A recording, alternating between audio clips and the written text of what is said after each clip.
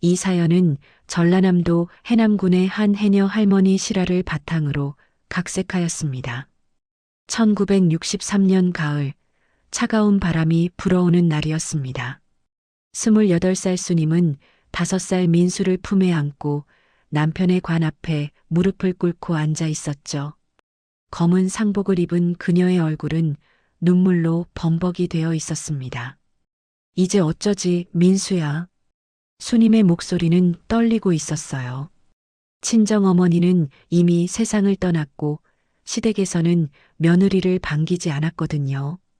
그를 잊지 못하는 수님을 시댁 식구들은 처음부터 못마땅하게 여겼습니다. 수님아, 너는 이제 어떻게 살 거냐? 시아버지의 목소리에는 걱정보다는 부담스러움이 묻어 있었어요. 아버님, 제가 민수 잘 키워보겠습니다. 글도 모르는 년이 애를 어떻게 키우노? 차라리 민수는 우리가 키우고 너는 딴 데로 시집 가거라. 수님의 가슴이 철렁 내려앉았습니다. 민수 없이는 살 수 없었거든요. 남편과의 유일한 혈육인 아들만이 그녀가 이 세상에 붙잡을 수 있는 전부였어요. 아니에요. 저는 민수 없이는 못 살겠습니다. 제발 아들만은. 그럼 너 혼자 키워봐라. 우리는 모른다. 시댁 식구들은 그렇게 말하고는 등을 돌렸습니다. 친정도 시댁도 모두 외면하는 상황에서 수님은 아들과 단둘이 남겨졌어요. 장례를 치르고 난 후 며칠 동안 수님은 무엇을 해야 할지 몰라 멍하니 있었습니다. 남편이 남겨준 돈은 장례비로 모두 나가버렸고 집도 전세였기 때문에 곧 나가야 했죠. 엄마, 배고파? 민수의 작은 목소리에 수님의 마음이 아팠어요. 냉장고에는 먹을 것이 거의 없었거든요. 잠깐만, 민수야. 엄마가 뭔가 해줄게. 수님은 집에 있던 쌀 조금으로 죽을 끓여 아들에게 먹였습니다. 민수가 배를 채우는 모습을 보며 수님은 다짐했어요. 내가 죽어도 너는 사람 만들어줄 거야. 반드시. 그날 밤 수님은 민수를 재우고 홀로 앉아 생각했습니다. 그를 모르는 자신이 할 수 있는 일이 무엇이 있을까요? 공장에도 가봤지만 글을 못 읽는다는 이유로 거절당했고 식당 일도 마찬가지였어요. 그때 수님의 머릿속에 고향 해남의 바다가 떠올랐습니다. 어릴 적 할머니를 따라 바다에 나가 조개를 캤던 기억이 났거든요. 그래, 바다로 가자. 수님은 마음을 정했어요. 서울에서는 글 못 읽는 자신이 할 일이 없지만 바다에서라면 다를 거라고 생각했거든요. 며칠 후 수님은 민수를 데리고 기차를 탔습니다. 목적지는 전라남도 해남군 송지면 땅끝 마을이었어요. 기차표를 사면서도 글을 몰라 여러 번 물어봐야 했고 사람들의 시선이 따가웠지만 참았습니다. 엄마, 우리 어디 가는 거야? 바다 가는 거야. 엄마가 바다에서 일하면서 민수 키울 거야. 바다에서 무슨 일을 해? 물속에 들어가서 미역이랑 전복 따는 거야. 해녀라고 하지. 민수는 잘 이해하지 못했지만 고개를 끄덕였어요. 해남에 도착한 수님은 땅끝 마을 해안가로 향했습니다. 마침 해녀들이 물질을 마치고 올라오고 있었어요. 할머니, 죄송합니다. 수님은 해녀들 중 가장 나이가 많아 보이는 분에게 다가가 무릎을 꿇었습니다. 뭔 일이고? 저 좀 해녀로 받아주이소. 애 아버지가 죽어쓴 게 먹고 살 길이 없어서 그럽니다. 수님의 목소리는 울음으로 떨리고 있었어요. 해녀 할머니는 수님을 위아래로 훑어보며 말했습니다. 네가 물질할 줄 알기나 하노? 아니에요. 하지만 배우겠습니다. 제발. 수님은 민수를 앞에 세우며 간절히 부탁했어요. 아이를 본 해녀 할머니의 표정이 조금 누그러졌습니다. 참나, 이 추운데 애를 데리고. 일단 우리 집에 들어와. 얘기를 들어보자. 그렇게 수님과 민수의 새로운 삶이 시작되었습니다. 해녀 할머니는 박정자라는 분이었는데 평생 바다와 함께 살아온 분이었어요. 해녀 일이 간단한 게 아니야. 물속에서 숨 참고 들어가야 하는데 잘못하면 죽을 수도 있어. 상관없습니다. 저는 민수만 잘 키우면 돼요. 정자 할머니는 수님의 간절한 눈빛을 보고 마음을 정했습니다. 그럼 내일부터 따라와 봐. 하지만 힘들어도 포기하지 마라. 그날 밤 수님은 민수를 재우고 바다를 바라봤어요. 파도 소리가 무섭기도 했지만 이 바다가 자신들의 새로운 희망이 될 거라고 믿었습니다. 다음 날 새벽 5시 정자 할머니가 수님을 깨웠습니다. 일어나라. 해녀는 새벽부터 시작이야. 수님은 부스스 일어나 민수를 확인했어요. 다행히 아이는 깊이 잠들어 있었습니다. 민수는 어떻게 해요? 우리 막내딸이 돌봐줄 거야. 걱정 마라. 정자 할머니의 막내딸 영순이가 16살이었는데 학교 가기 전까지 민수를 봐주기로 했어요. 바닷가에 나가니 벌써 다른 해녀들이 모여 있었습니다. 수님을 보는 시선들이 곱지 않았어요. 정자 언니, 저 사람이 새로 온다는 사람이가? 그래. 남편 죽어서 애 키우려고 온다네. 물질도 못하면서 무슨. 해녀들의 수군거림에 수님의 얼굴이 빨갛게 달아올랐지만 꼭 참았습니다. 수님아, 일단 무릎부터 입어봐라. 정자 할머니가 건네준 잠수복은 낡고 해져 있었어요. 수님에게는 그마저도 감사했습니다. 물에 들어가기 전에 호흡법부터 배워야 해. 숨 깊이 들이마시고. 정자 할머니의 설명을 들으며 수님은 열심히 따라했어요. 하지만 물에 들어가자마자 문제가 생겼습니다. 으악! 차가운 바닷물에 몸이 얼어붙는 것 같았어요. 게다가 파도에 휩쓸려 균형을 잡기 어려웠습니다. 진정해. 바다를 무서워하면 안 돼. 정자 할머니가 소리쳤지만 수님은 이미 공포에 휩싸여 있었어요. 물 위에서 허우적거리며 간신히 해안으로 돌아왔습니다. 이 정도로는 안 돼. 물을 친구로 만들어야 해. 다른 해녀들은 고개를 저었어요. 역시 아무나 하는 일이 아니야. 저런 걸로 어떻게 물질을 해. 하지만 수님은 포기할 수 없었습니다. 민수를 생각하면 견딜 수 있었거든요. 일주일 동안 수님은 매일 바다에 나갔어요. 처음에는 물에 적응하는 것도 힘들었지만 조금씩 나아지기 시작했습니다. 수님아, 오늘은 잠수 연습을 해보자. 네, 할머니. 수님은 숨을 깊이 들이마시고 물속으로 들어갔어요. 하지만 30초도 채 못 견디고 올라왔습니다. 안 돼. 더 깊이 들어가야 전복이 있어. 다시 도전했지만 결과는 마찬가지였어요. 수님의 눈에서 눈물이 흘렀습니다. 할머니, 저는 정말 안 될까요? 포기하면 안 돼. 네 아들 생각해봐. 그날 저녁 수님은 민수와 함께 저녁을 먹으며 말했어요. 민수야, 엄마가 바다에서 예쁜 조개랑 미역 많이 따서 팔면 민수 맛있는 것도 사주고 좋은 학교도 보내줄 거야. 진짜요, 엄마? 그럼. 민수는 공부만 열심히 하면 돼. 민수가 환하게 웃는 모습을 보며 수님은 다시 힘을 얻었어요. 한 달이 지나자 수님도 조금씩 물질에 익숙해졌습니다. 처음에는 얕은 곳에서 미역만 땄지만 이제는 조금 더 깊은 곳까지 들어갈 수 있게 됐어요. 수님이 저것 봐라. 제법 늘었네. 그래도 아직 멀었어. 전복 따려면 더 깊이 들어가야 하는데. 해녀들의 평가는 여전히 박했지만 수님은 개의치 않았습니다. 어느 날 수님이 물속에서 작은 전복 하나를 발견했어요. 손을 뻗어 따려는 순간 숨이 부족해졌습니다. 하지만 포기할 수 없었어요. 민수야, 엄마 이거 하면 너 좋은 것 사줄 수 있어. 수님은 마지막 힘을 다해 전복을 땄습니다. 수면 위로 올라왔을 때는 거의 기절할 뻔했어요. 수님아, 괜찮나?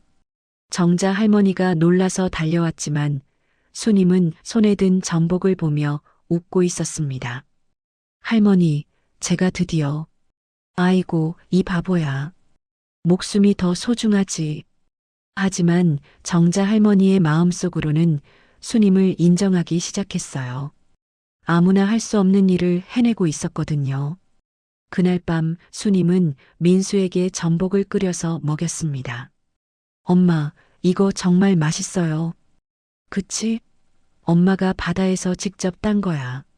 민수가 맛있게 먹는 모습을 보며 수님은 뿌듯했어요. 힘들어도 보람이 있었습니다. 민수야, 엄마는 네가 커서 의사 선생님이 됐으면 좋겠다. 의사요? 왜요? 의사 선생님은 아픈 사람들 낫게 해주는 훌륭한 사람이거든. 니도 그런 사람이 되면 좋겠어. 민수는 고개를 끄덕였어요. 네, 엄마. 저 열심히 공부해서 의사 될게요. 수님은 아들을 꼭 안아주었습니다. 이 아이를 위해서라면 무엇이든 할 수 있을 것 같았어요. 계절이 바뀌고 1년이 지났습니다. 수님은 이제 제법 물질을 잘하는 해녀가 되어 있었어요. 다른 해녀들도 수님을 인정하기 시작했습니다. 수님이 진짜 끈기 있네. 처음엔 안 될 줄 알았는데 아들 하나 키우려는 마음이 저렇게 사람을 변화시키는구나. 수님은 매일 새벽부터 저녁까지 바다에서 일했어요. 손가락은 갈라지고 허리는 아팠지만 민수가 학교에서 상을 받아올 때마다 모든 고생이 잊혀졌습니다. 엄마, 제가 전교 1등 했어요. 정말? 우리 민수 최고네. 수님은 아들을 하늘로 번쩍 들어올리며 웃었어요. 이런 순간들이 있어서 힘들어도 견딜 수 있었습니다. 10년이 흘렀습니다. 민수는 이제 15살이 되어 중학교 3학년이었어요. 수님은 38살이 되었지만 10년 동안의 혹독한 바다일로 실제 나이보다 훨씬 늙어 보였습니다. 민수야, 오늘 학교에서 뭐 배웠어? 수님은 매일 저녁 물질을 마치고 돌아오면 아들에게 학교 이야기를 물었어요. 그를 몰라서 직접 도와줄 수는 없었지만 아들의 공부에 관심만큼은 남다랐습니다. 오늘은 수학 시간에 함수를 배웠어요. 그리고 과학 시간에는 민수가 열심히 설명해 주었지만 수님은 하나도 이해할 수 없었어요. 그래도 고개를 끄덕이며 들었습니다. 우리 민수가 정말 똑똑하네. 엄마는 그런 어려운 공부 하나도 모르겠다. 엄마, 괜찮아요. 제가 열심히 해서 나중에 의사 되면 엄마 편하게 해드릴게요. 수님의 마음이 따뜻해졌어요.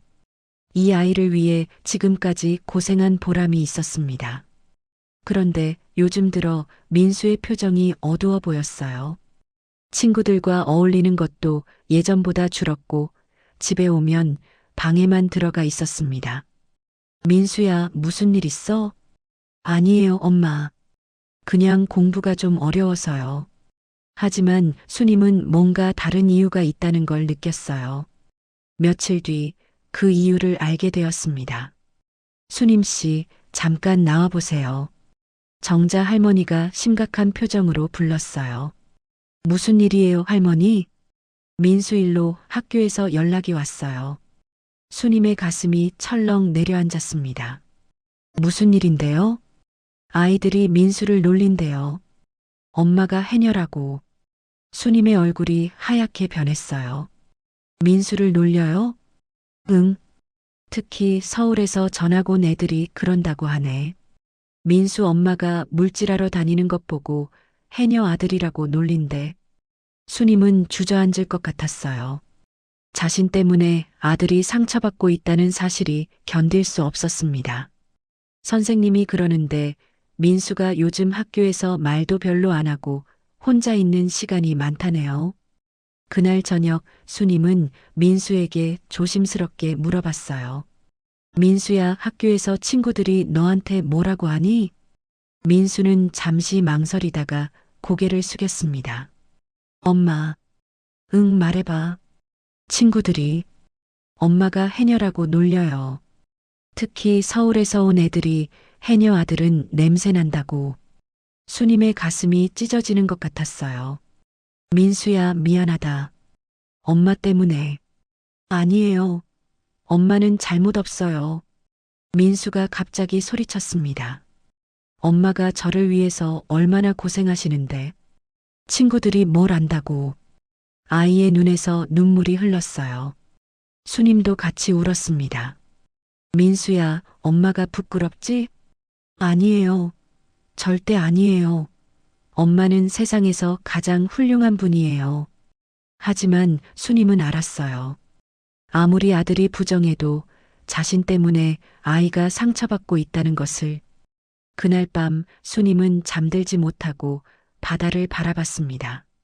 10년 동안 자신을 먹여 살려준 바다였지만 이 바다 때문에 아들이 상처받고 있다고 생각하니 원망스럽기도 했어요. 내가 그리라도 알았다면 다른 일을 할 수 있었을 텐데. 하지만 후회해도 소용없었습니다. 이제 중요한 건 민수의 미래였어요. 며칠 뒤 수님은 중요한 결정을 내렸습니다. 민수야, 엄마가 말이야. 네, 엄마. 너 고등학교는 서울로 보내줄게. 민수가 깜짝 놀랐어요. 서울요? 그럼 엄마는요? 엄마는 여기서 계속 일할 거야. 너 학비 벌어야지. 싫어요. 엄마 혼자 두고 못 가요. 민수야, 여기 있으면 계속 놀림당할 거야. 서울에 가서 공부 열심히 해서 의대 가야지. 수님은 이미 마음을 정했어요. 아들의 미래를 위해서라면 헤어져서 사는 것쯤은 감수할 수 있었습니다. 엄마는 어떻게 혼자 사세요? 괜찮아.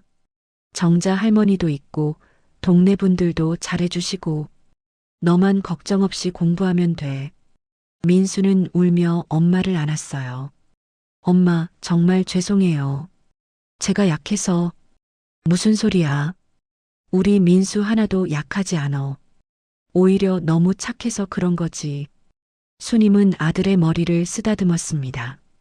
이 아이만큼은 반드시 성공시켜야겠다고 다짐했어요. 몇 달 후 민수는 정말로 서울의 명문 고등학교에 진학했습니다. 수님이 10년 동안 모은 돈으로 서울의 작은 고시원을 얻어주었어요. 민수야, 서울 가서도 공부 열심히 해야 해. 네, 엄마. 꼭 의대 가서 성공할게요. 기차역에서 헤어지는 순간 수님은 울음을 참느라 애썼어요. 아들도 계속 뒤돌아보며 손을 흔들었습니다. 기차가 떠나고 나서 수님은 혼자 바닷가에 나가 앉았습니다. 이제 진짜 혼자구나. 하지만 후회하지 않았어요. 민수가 서울에서 성공하기만 한다면 자신의 모든 고생이 헛되지 않을 거라고 믿었거든요. 그날부터 수님은 더욱 열심히 일했습니다. 민수에게 용돈도 보내주고 학비도 대주어야 했으니까요. 하루에 2번씩 물질을 하고 저녁에는 미역 말리는 일까지 했어요. 수님아, 너 너무 무리하는 것 아니야? 정자 할머니가 걱정했지만 수님은 괜찮다고 했습니다. 민수만 잘 되면 저는 상관없어요.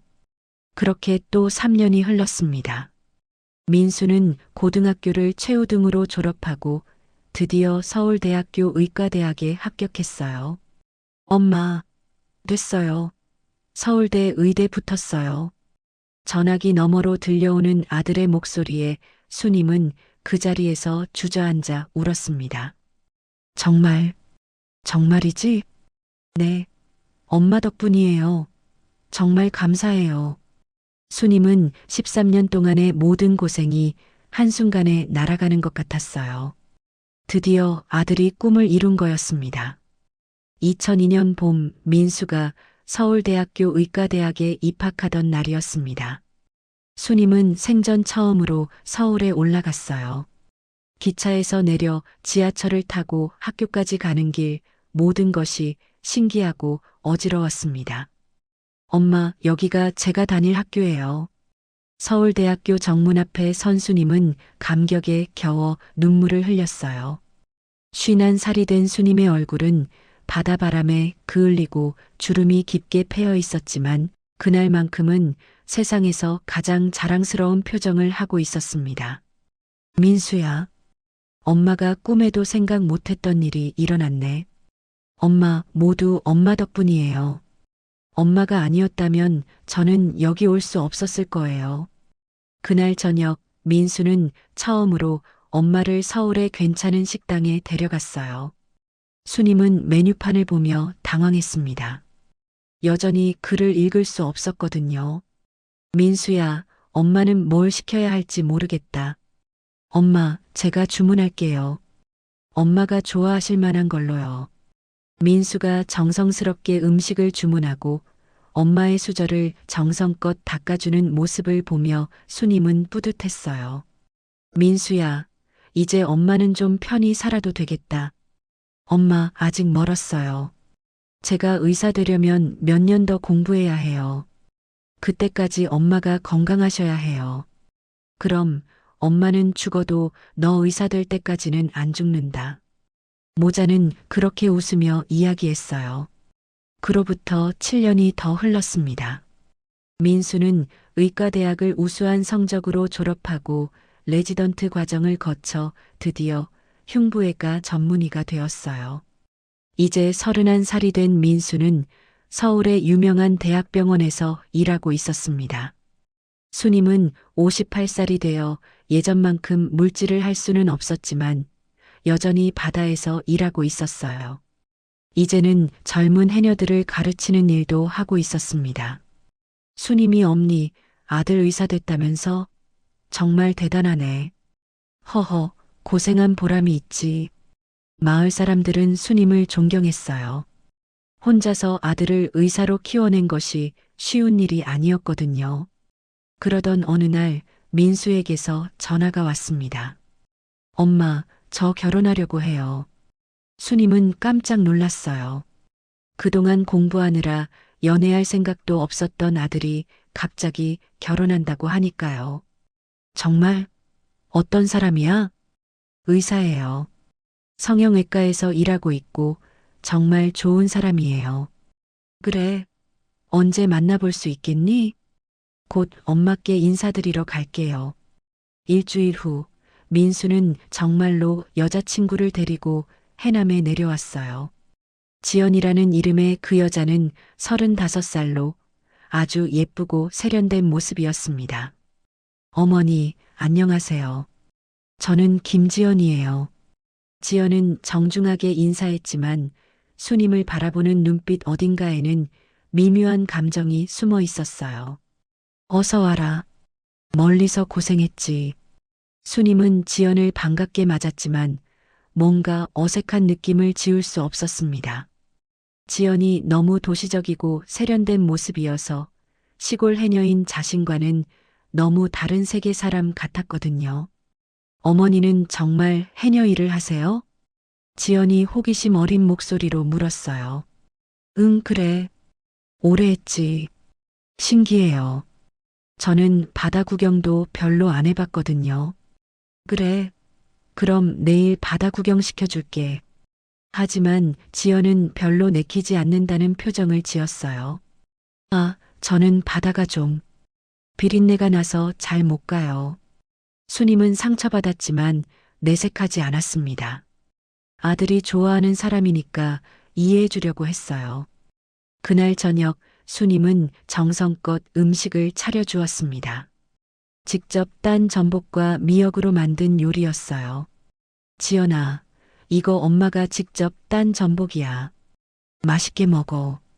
민수가 자랑스럽게 말했지만 지연은 젓가락질을 주춤했습니다. 아, 저는 해산물을 잘 못 먹어서. 그래, 그럼 다른 거 차려줄게. 수님은 당황했지만 다른 음식을 준비했어요. 하지만 지연은 그것도 제대로 먹지 않았습니다. 이틀 동안 머물면서 지연은 수님에게 정중했지만 거리감을 두는 것 같았어요. 바다 구경도 하지 않았고 수님이 하는 이야기에도 별로 관심을 보이지 않았습니다. 민수야, 지연이가 나를 좀 어려워하는 것 같은데. 아니에요, 엄마.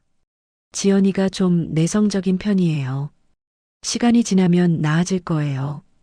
민수는 그렇게 말했지만 수님은 뭔가 석연치 않은 기분을 지울 수 없었어요. 서울로 돌아간 후 지연은 민수에게 말했습니다. 민수야, 어머니가 정말 해녀세요? 응, 왜? 그냥 좀 신기해서. 그리고 바다 냄새가 좀. 민수의 표정이 굳어졌어요. 지연아, 우리 엄마는 나를 위해서 평생 고생하신 분이야. 알아요. 그런데 결혼하면 어쩌죠? 시어머니가 해녀시면 좀. 뭐가 문제야? 내 엄마가 어떤 일을 하든 상관없잖아. 그게 아니라 제 친구들이나 동료들한테 어떻게 소개해야 할지. 민수는 지연의 속마음을 알 것 같았지만 사랑하는 사람이니까 이해해 주려고 했어요. 지연아, 우리 엄마는 정말 훌륭한 분이야. 시간이 지나면 너도 알게 될 거야. 네, 그렇겠죠. 지연은 겉으로는 그렇게 대답했지만 속으로는 다른 생각을 하고 있었어요. 몇 달 후 민수와 지연은 결혼했습니다. 결혼식은 서울의 호텔에서 열렸는데 수님은 하얀 한복을 입고 참석했어요. 하지만 신부 측 하객들 사이에서는 작은 수군거림이 있었습니다. 저분이 신랑 어머니시래요. 해녀라고 하던데 정말 특이하네요. 수님은 그런 시선들을 느꼈지만 참았어요. 아들의 행복한 날을 망치고 싶지 않았거든요. 결혼식이 끝나고 수님은 민수에게 말했습니다. 민수야, 지연이하고 행복하게 살아라. 네, 엄마. 걱정하지 마세요. 그리고 엄마는 해남에서 계속 살 거야. 너희들 신혼생활 방해하고 싶지 않으니까. 엄마, 그런 말씀하지 마세요. 나중에 서울로 모셔올게요. 하지만 수님은 이미 눈치채고 있었어요. 지연이 자신을 별로 반기지 않는다는 것을. 결혼한 지 1년이 지난 어느 날 민수가 갑자기 해남에 내려왔습니다. 혼자였어요. 민수야, 지연이는? 엄마, 사실 말씀드릴 게 있어서 왔어요. 민수의 표정이 심각했어요. 수님은 불길한 예감이 들었습니다. 무슨 일이야? 엄마를 서울로 모시고 싶어요. 지연이도 그러자고 하고요. 수님은 놀랐어요. 지연이가 자신을 서울로 모시자고 했다는 것이 믿어지지 않았거든요. 정말? 지연이가 그랬어? 네. 어머니 혼자 계시면 걱정된다고 하더라고요. 하지만 민수의 목소리에는 확신이 없었어요. 수님은 뭔가 다른 이유가 있다는 걸 느꼈습니다. 민수야, 엄마는 여기가 좋아. 바다도 있고 정자 할머니도 계시고. 엄마, 이제 나이도 드셨잖아요. 서울에서 편히 지내시는 게 좋을 것 같은데. 사실 민수에게는 다른 이유가 있었어요. 지연이 계속해서 불만을 표현하고 있었거든요. 민수야, 시어머니가 혼자 계시면 나중에 무슨 일 생기면 어떡해? 그리고 주변 사람들이 우리가 시어머니를 방치한다고 생각할 수도 있어. 지연은 겉으로는 효도를 핑계로 댔지만 진짜 이유는 달랐어요. 친구들에게 시어머니가 해녀라는 것이 알려지는 것이 부담스러웠고 차라리 서울로 데려와서 조용히 지내게 하고 싶었던 거였습니다. 결국 수님은 아들의 간청을 이기지 못하고 서울로 올라가기로 했어요. 정자 할머니, 저 서울 간다고 해요. 그래, 아들이 효자네. 부럽다. 할머니도 건강하세요. 제가 가끔 내려올게요. 26년 동안 살았던 해남을 떠나는 것은 쉽지 않았어요. 바다와 작별하는 순간 수님의 눈에서 눈물이 흘렀습니다. 바다야, 그동안 고마웠어. 덕분에 민수 키울 수 있었다. 서울에 올라온 수님은 민수와 지연이 사는 강남의 고급 아파트에서 살게 되었어요. 30평대의 깔끔한 아파트였지만 수님에게는 모든 게 낯설었습니다. 어머니, 여기가 어머니 방이에요. 지연이 보여준 방은 작지만 깨끗했어요. 하지만 창문이 없어서 바다를 그리워하던 수님에게는 답답했습니다. 지연아, 고생 많겠다. 엄마 같은 늙은이 모시고. 아니에요, 어머니. 당연한 일이에요. 지연은 정중하게 대답했지만 표정은 그리 밝지 않았어요. 처음 며칠은 괜찮았습니다. 민수가 일찍 퇴근해서 엄마와 시간을 보내려고 노력했고, 지연도 나름대로 시어머니를 챙겨주었어요. 하지만 시간이 지나면서 문제가 생기기 시작했습니다. 수님은 새벽 5시에 일어나는 습관이 있었는데 그 소리에 지연이 깨어나곤 했어요. 여보, 어머니께 좀 말씀드려요. 새벽에 너무 일찍 일어나시면 저도 잠이 깨져요. 엄마한테 뭐라고 하라는 거야? 평생 그 시간에 일어나던 분인데. 그래도 이젠 일하시는 것도 아니잖아요. 민수는 곤란했어요. 엄마와 아내 사이에 끼어서 어떻게 해야 할지 몰랐거든요. 또 다른 문제도 있었어요. 수님은 아직도 바다 냄새가 났어요. 26년 동안 바다에서 살면서 몸에 밴 냄새였는데 지연은 그것을 참기 힘들어했습니다. 민수야, 어머니가 목욕을 자주 안 하시는 것 같은데. 엄마는 깨끗하게 사는 분이야. 그게 아니라 뭔가 바다 냄새가. 지연의 불만은 점점 커져갔어요. 처음에는 참으려고 했지만 날이 갈수록 시어머니와 함께 사는 것이 스트레스가 되었습니다. 한편 수님도 불편함을 느끼고 있었어요. 서울 생활이 몸에 맞지 않았고 특히 바다가 그리워서 견딜 수 없었습니다. 민수야, 엄마 좀 답답해서 그런데 바다 구경 좀 갔다 와도 될까? 엄마, 서울에서 바다가 어디 있어요? 차로 1시간은 가야 하는데. 민수는 바쁜 병원 일로 엄마를 바다에 데려다 줄 여유가 없었어요. 수님은 점점 우울해졌습니다. 할 일도 없고 친구도 없고 그리운 바다도 볼 수 없었어요. 어느 날 수님이 화장실을 가려고 복도를 지나가다가 민수와 지연의 방에서 나오는 대화를 들었습니다. 여보, 정말 힘들어요. 뭐가? 어머니 모시는 거요. 냄새도 나고 새벽에 일찍 일어나시고 그리고 제 친구들도 좀 이상하게 봐요. 왜? 시어머니가 해녀였다고 하니까 다들 신기하다면서. 좀 부담스러워요. 수님의 가슴이 뛰기 시작했어요. 지연아, 그래도 우리 엄마인데. 알아요. 하지만 좀 힘들어요. 차라리 요양원 같은 데 모시면 어떨까요? 요양원? 엄마가 아픈 것도 아닌데? 그냥 어머니도 또래분들과 지내시는 게 좋을 것 같은데요. 수님은 충격을 받았어요. 요양원에 보내려고 한다는 것이었습니다. 그리고 여보, 지연이 다시 말을 이었어요. 어머니 재산 정리는 언제 할 거예요? 해남에 땅도 있고 아파트도 있다고 했잖아요. 그건 왜? 나중에 복잡해질 수 있잖아요. 미리미리 정리해두는 게 좋을 것 같은데. 민수가 잠시 망설이다가 대답했어요. 그것도 그렇네. 엄마한테 한번 말씀드려볼까? 수님은 더 이상 듣고 있을 수 없어서 조용히 자기 방으로 돌아갔어요. 가슴이 찢어지는 것 같았습니다.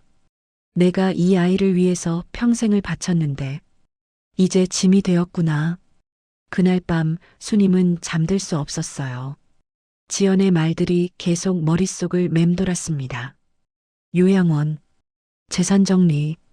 수님은 이제 자신이 이 집에서 환영받지 못한다는 걸 확실히 알았어요. 며칠이 더 지났습니다. 수님은 민수와 지연의 눈치를 보며 조심스럽게 지냈지만 분위기는 점점 더 어색해졌어요. 어느 저녁 민수가 일찍 집에 와서 수님에게 말을 꺼냈습니다. 엄마, 앉으세요. 말씀드릴 게 있어요. 수님의 가슴이 두근거렸어요. 무슨 말을 할지 대충 짐작이 갔거든요. 엄마, 지연이랑 이야기해 봤는데요. 지연도 옆에 앉았어요. 표정이 굳어 있었습니다. 혹시 어머니께서 좀 더 편하게 지내실 방법이 없을까 해서요. 무슨 뜻이야? 은빛마을 노인복지관이라고 아주 좋은 데가 있어요. 거기서 또래분들과 함께 지내시면. 수님은 예상했던 말이었지만 실제로 들으니까 충격이었어요. 요양원 말이니? 요양원이 아니라 복지관이에요. 어머니 건강도 체크해주고 친구들도 사귈 수 있고 엄마가 아픈 것도 아닌데 왜 그런 데를 가야 해? 민수가 당황했어요. 엄마가 화를 낼 줄 몰랐거든요. 엄마, 그게 아니라 여기 있으면 엄마도 심심하실 것 같고 심심하면 해남에 가면 되지. 그것도 그런데 너무 자주 오가시면 힘드실 것 같아서요. 수님은 아들의 진심을 알고 있었어요. 아들이 정말로 자신을 걱정해서 하는 말이 아니라는 것을. 민수야, 엄마가 여기 있는 게 불편하니? 그런 게 아니에요, 엄마. 하지만 지연이 끼어들었어요. 어머니, 사실은. 지연이 잠시 망설이다가 말을 이었습니다. 저희가 아이를 가지려고 하는데 그러면 집이 좀 좁을 것 같아서요. 수님은 그제야 진짜 이유를 알았어요. 아이를 가지려고 하니까 자신이 방해가 된다는 거였습니다. 아, 그래. 아기를 가지려고 하는구나. 네, 그래서 어머니께서 좀 더 넓고 쾌적한 곳에서 지내시는 게 좋을 것 같아서요. 수님은 씁쓸하게 웃었어요. 그래, 알겠다. 엄마가 생각해 볼게. 그날 밤 수님은 다시 잠들 수 없었어요. 26년 동안 바다에서 고생하며 모은 재산이 얼마나 되는지 계산해 봤습니다.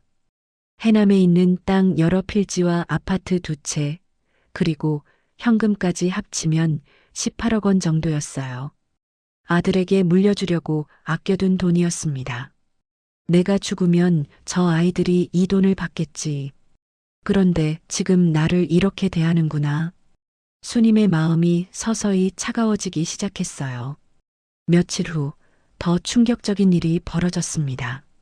수님이 화장실에 가려고 일어나다가 다시 민수와 지연의 대화를 듣게 된 거였어요. 지연아, 오늘도 또 어머니가 냄새 난다고 하더라. 민수의 목소리였어요.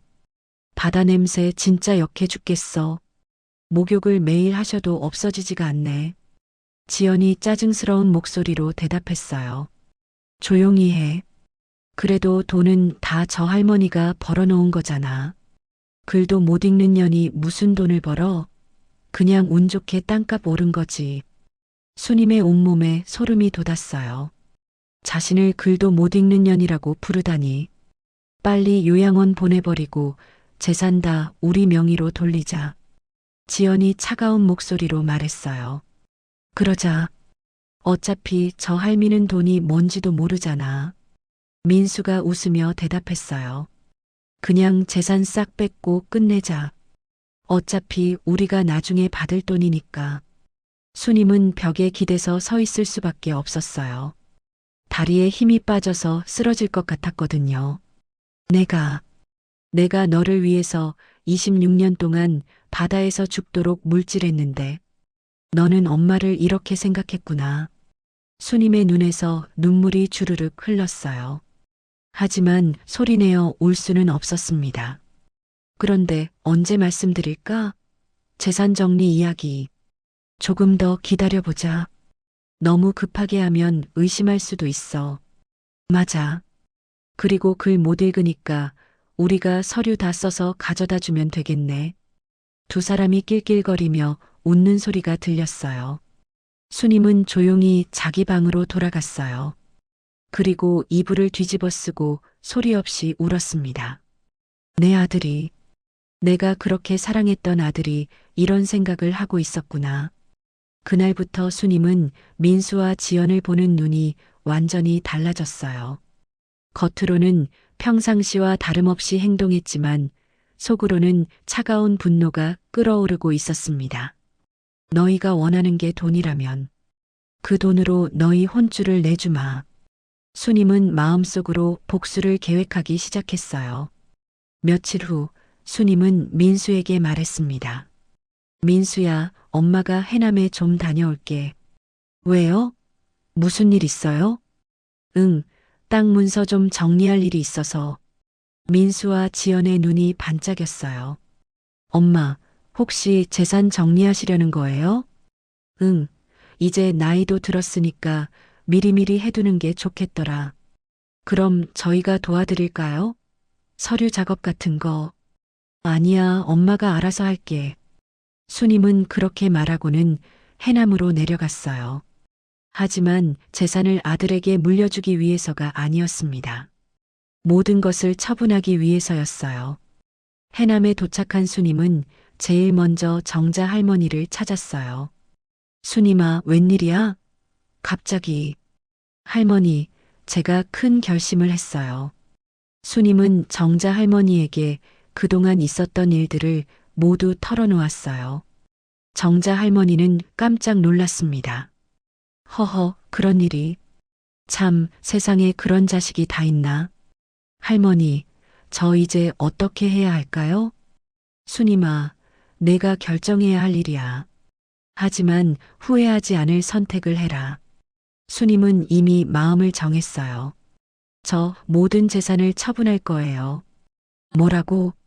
네. 아들한테 한 푼도 주지 않을 거예요. 정자 할머니는 수님의 굳은 표정을 보며 말했어요. 그래, 내가 그렇게 결심했다면 지지해 줄게. 하지만 정말 확실하니? 네. 더 이상 망설이지 않을 거예요. 수님은 해남에서 변호사를 찾았습니다. 김정우 변호사는 마을에서 소문난 실력 있는 분이었어요. 어르신, 무슨 일로 오셨습니까? 변호사님, 제 재산을 모두 처분하고 싶어요. 김 변호사는 수님의 말에 놀랐어요. 처분이라고 하시면 팔아서 기부할 거예요. 한 푼도 남기지 않고요. 수님은 차근차근 자신의 상황을 설명했어요. 김 변호사는 안타까운 표정을 지었습니다. 어르신, 정말 심사숙고하신 결정인가요? 18억이라는 큰 돈인데. 네, 결심했어요. 제발 도와주세요. 그럼 어떤 방식으로 처분하시려는지요? 수님이 말했어요. 해남에 있는 땅들은 모두 지역복지재단에 기부할게요. 서울에 있는 아파트 2채는 경매에 내놓고 현금으로 바꿔주세요. 현금은 어떻게 하실 건가요? 홀몸 어르신들과 한부모 가정을 위한 장학재단을 만들어서 모든 돈을 기부할 거예요. 김 변호사는 감동했어요. 정말 대단하신 결정입니다. 하지만 시간이 좀 걸릴 것 같은데요. 상관없어요. 천천히 해도 돼요. 수님은 한 가지 더 당부했어요. 그런데 변호사님, 제 이름은 절대 밝히지 말아주세요. 익명으로 기부한다고 해주세요. 알겠습니다. 그런데 혹시 아드님께는 말씀하지 않으시나요? 나중에 모든 게 끝나면 알게 될 거예요. 일주일 동안 해남에서 지내면서 수님은 모든 절차를 밟았어요. 땅 문서들을 정리하고 아파트 매매 계약도 진행했습니다. 정자 할머니는 매일 수님을 찾아와 걱정했어요. 수님아, 정말 괜찮겠니? 나중에 후회하지 않을까? 할머니, 저는 후회하지 않을 거예요. 오히려 속이 시원해요. 그래도 노후 대비은 해야 하지 않겠어? 수님이 웃으며 답했어요. 할머니, 저한테는 이 바다가 있잖아요. 아직 물질할 수 있어요. 어떻게 그런 마음이 드니? 26년 동안 아들을 위해서 살았는데 이제는 저를 위해서 살고 싶어요. 그리고 정말로 도움이 필요한 사람들을 위해서요. 서울로 돌아간 수님은 평상시와 똑같이 행동했어요. 민수와 지연은 수님이 해남에서 뭘 했는지 궁금해했지만 직접 묻지는 않았습니다. 엄마, 해남에서 잘 다녀오셨어요? 응, 잘 다녀왔어. 땅 문서 정리는 잘 되었나요? 민수가 슬쩍 물어봤어요. 응, 다 정리했어. 그럼 이제 우리한테 명예 이전 같은 거. 그건 나중에 이야기하자. 아직 복잡한 게 많아서. 수님은 그렇게 둘러댔어요. 민수와 지연은 조금 답답했지만 더 재촉하지는 않았습니다. 한 달이 지났을 때 김 변호사에게서 연락이 왔어요. 어르신, 모든 절차가 완료되었습니다.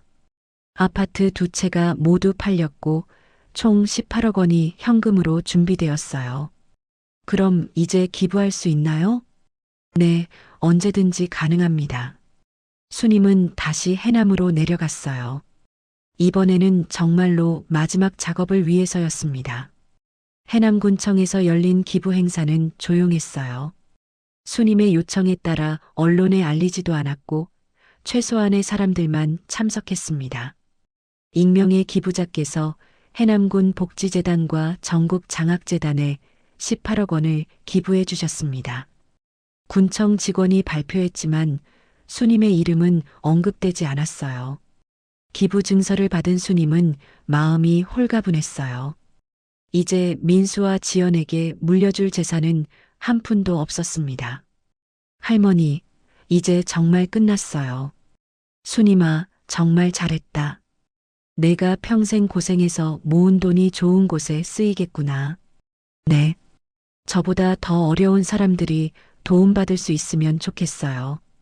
그날 저녁 수님은 바닷가에 나가 앉았어요. 파도 소리를 들으며 지난 일들을 되돌아봤습니다. 민수야, 너는 엄마가 글도 못 읽는 년이라고 했지만 엄마는 사람 마음 읽는 건 배웠다.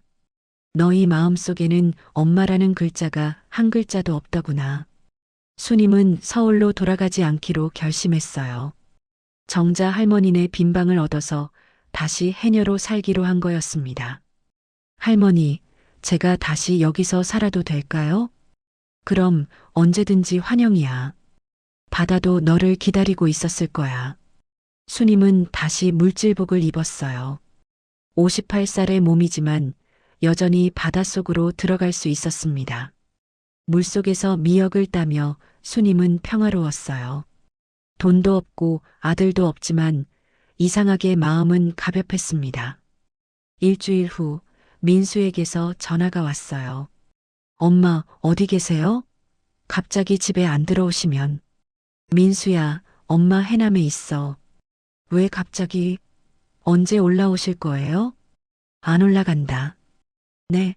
무슨 말씀이세요? 엄마는 여기서 살 거야. 서울은 엄마한테 안 맞아. 민수가 당황했어요. 엄마, 농담하시는 거죠? 어떻게 혼자서? 혼자 아니야. 할머니들도 계시고, 바다도 있고. 엄마, 정말 이해할 수 없어요. 서울에서 편하게 지내시면 되는데. 수님이 차가운 목소리로 대답했어요.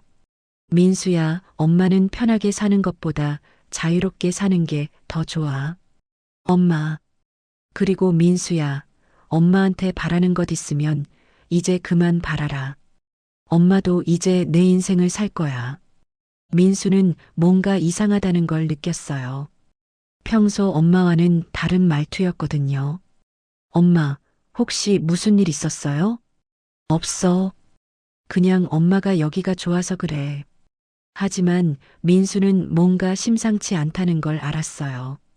특히 재산 이야기를 하지 않는 것이 이상했습니다. 엄마, 그럼 땅 문서나 그런 것들은? 수님이 잠시 침묵했다가 말했어요. 그런 건 신경 쓰지 마라. 엄마가 알아서 할게. 하지만, 민수야, 엄마는 이제 피곤해.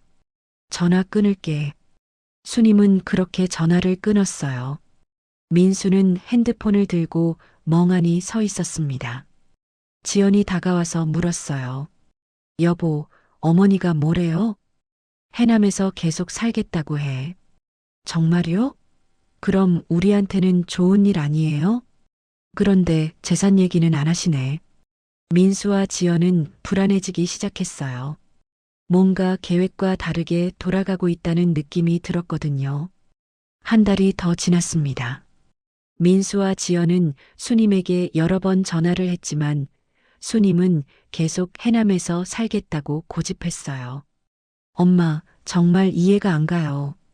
서울에서 편하게 지내시면 되는데. 민수야, 엄마는 여기가 좋다니까. 그만 전화해라. 수님의 목소리는 점점 차가워졌어요. 민수는 뭔가 잘못되었다는 걸 확신하기 시작했습니다.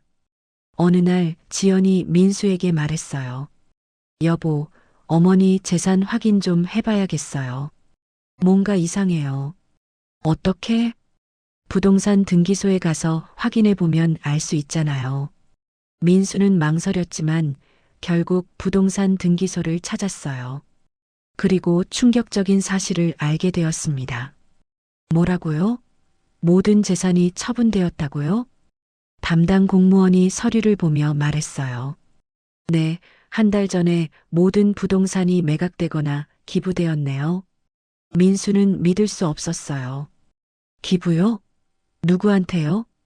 해남군 복지재단과 전국장학재단에 기부되었다고 나와 있습니다. 민수는 다리에 힘이 빠져서 의자에 주저앉았어요. 18억 원이 모두 없어진 거였습니다. 집에 돌아온 민수는 지연에게 모든 걸 말했어요. 뭐라고? 18억이 다 없어졌다고? 지연이 소리를 질렀어요. 어떻게 이런 일이?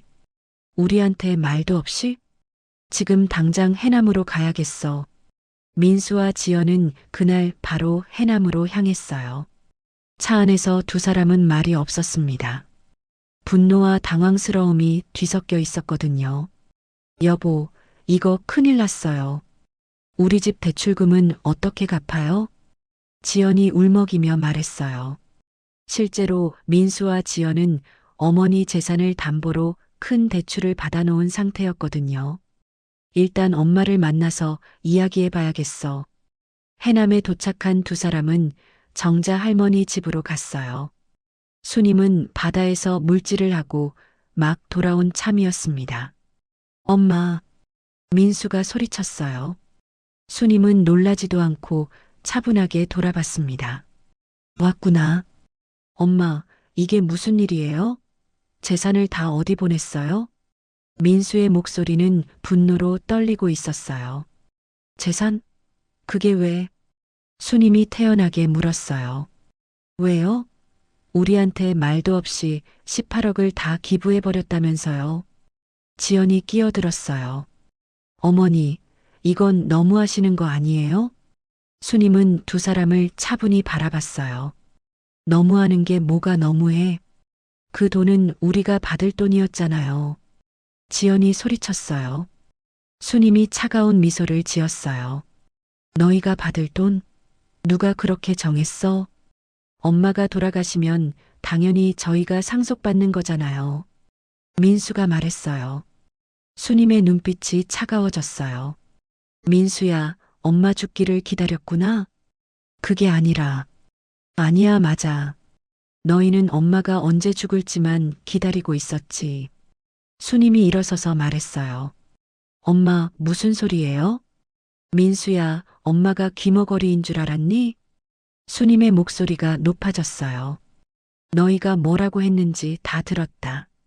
글도 못 읽는 년, 바다 냄새 역하다. 재산 싹 뺐자. 다 들었어. 민수와 지연의 얼굴이 하얗게 변했어요. 엄마, 그게. 변명하지 마라. 너희 본심을 다 알았으니까. 수님이 차갑게 말했어요. 그래, 너희 말이 맞아. 엄마는 글도 못 읽는 년이야. 하지만 사람 마음 읽는 건 배웠다. 수님은 계속했어요. 너희 마음속에는 엄마라는 글자가 한 글자도 없더구나. 민수가 무릎을 꿇었어요. 엄마, 제발. 잘못했어요. 다시는 그런 말 안 할게요. 너무 늦었어. 수님이 단호하게 말했어요. 지연이도 무릎을 꿇으며 울었어요. 어머니, 정말 죄송해요. 제가 잘못했어요. 돈 다시 돌려주세요. 하지만 수님은 돌아서며 말했어요. 돈? 이미 다 어려운 사람들한테 갔어. 한 푼도 남은 게 없다. 엄마, 우리 집이 망해요. 대출금도 못 갚고. 민수가 절규했지만 수님은 멈추지 않았어요. 너희가 망하든 말든 엄마는 상관없어. 너희가 엄마를 버렸듯이 이제 엄마도 너희를 버린다.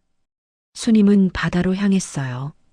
민수와 지연이 따라왔지만 수님은 뒤돌아보지도 않았습니다. 엄마, 정말 이러실 거예요? 민수가 마지막으로 소리쳤어요. 수님은 바다 앞에서 멈춰서서 돌아봤어요. 민수야, 마지막으로 말해준다. 수님의 목소리는 차갑지만 슬펐어요. 엄마는 30년 동안 이 바다에서 너를 위해 죽으림을 다했다. 너를 사람 만들기 위해서였어. 민수와 지연이 조용히 들었어요. 그런데 너희는 그 엄마를 개 취급했지. 글도 못 읽는 년 냄새 나는 할머니. 수님의 눈에서 눈물이 흘렀어요.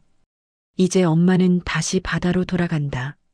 너희는 엄마보다 더 차가운 세상에서 살아가거라. 수님은 잠수복을 입고 바다로 들어갔어요. 민수와 지연은 해변에서 그 모습을 바라볼 수밖에 없었습니다. 바닷속에서 수님은 자유로웠어요. 이 바다가 자신의 진짜 집이라는 걸 다시 한번 느꼈거든요. 수면 위로 올라온 수님은 해변의 민수와 지연을 보며 마지막 말을 던졌어요. 너희가 원했던 건 엄마가 아니라 엄마 돈이었지. 이제 그 돈은 정말로 도움이 필요한 사람들에게 갔어. 너희는 이제 너희 힘으로 살아가거라. 민수와 지연은 더 이상 할 말이 없었어요. 수님은 다시 바닷속으로 들어갔고 두 사람은 빈손으로 서울로 돌아갈 수밖에 없었습니다. 그날 저녁 수님은 정자 할머니와 함께 저녁을 먹으며 말했어요.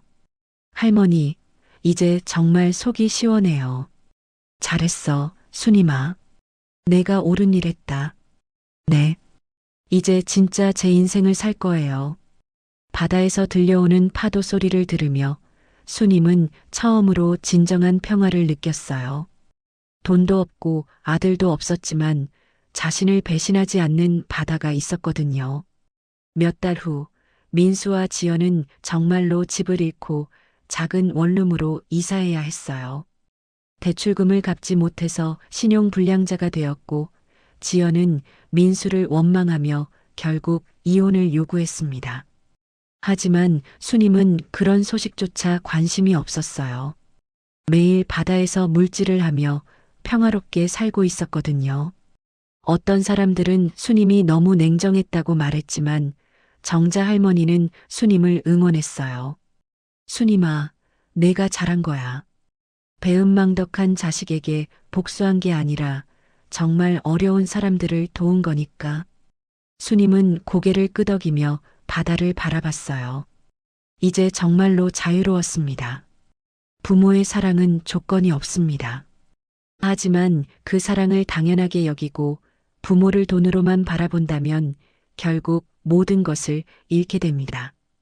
글을 몰라도 사람의 마음은 읽을 수 있고 나이가 들어도 자신의 존엄을 지킬 수 있습니다.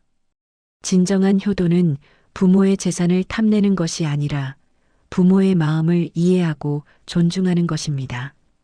그리고 무엇보다 부모도 한 명의 인간으로서 존중받을 권리가 있다는 걸 잊지 말아야 합니다. 수님 할머니는 자신을 배신한 아들에게 용서를 베풀지 않았습니다. 때로는 용서하지 않는 것이 더 올바른 선택일 수 있습니다. 대신 그 돈을 정말로 도움이 필요한 사람들에게 기부함으로써 진정한 선행을 보여주었죠. 여러분도 혹시 주변의 어르신들을 돈으로만 바라보고 계시지는 않나요? 그분들의 마음과 존엄을 먼저 생각해 보시길 바랍니다. 부모의 사랑을 당연하게 여기지 말고 그 사랑에 진심으로 감사하며 살아가세요. 그리고 무엇보다 사람을 사람으로 대하는 기본적인 예의를 잊지 마시길 바랍니다. 이 이야기가 여러분에게 깊은 감동을 주었다면 댓글로 여러분의 생각을 나눠주세요. 그리고 주변에 이런 이야기가 필요한 분들이 계시다면 공유도 부탁드립니다. 끝까지 들어주셔서 감사합니다.